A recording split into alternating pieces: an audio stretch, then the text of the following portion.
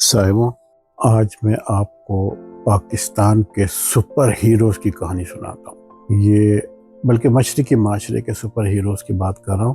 یہ سپر مین اور یہ کیپٹن امریکہ، یہ سب ان کے آگے پانی بھرتے ہیں۔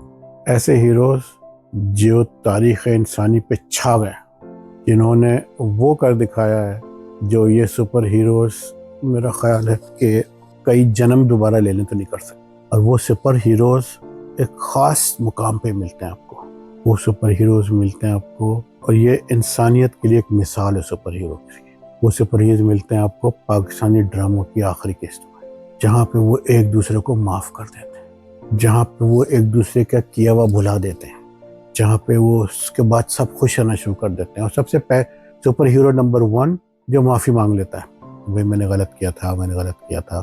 پھر سپر ہیرو نمبر 2 جو کہتا ہے میں نے غلط نہیں بھی کیا ہو تو مجھے معاف کر دو، ہو سکتا ہے مجھ سے غلطی ہو گئی۔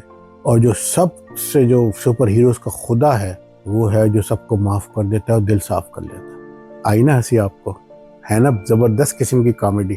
اس سے بھرپور کامیڈی اور کیا ہوگی یار، کہ انسان کسی کو معاف کر کے دل صاف کر دے، خاص طور پہ مشرقی معاشرے میں۔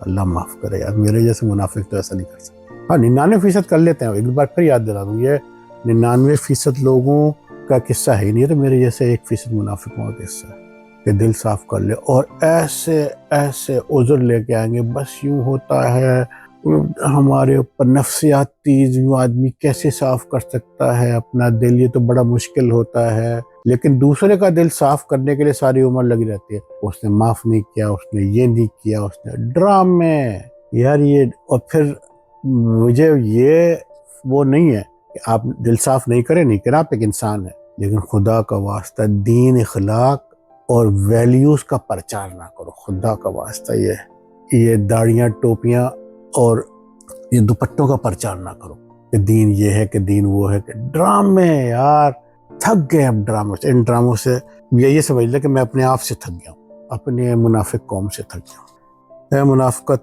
تیرا ہی آسرا ہے، آج ہم منافق زندہ ہیں، بس اسی لیے شرمندہ ہیں۔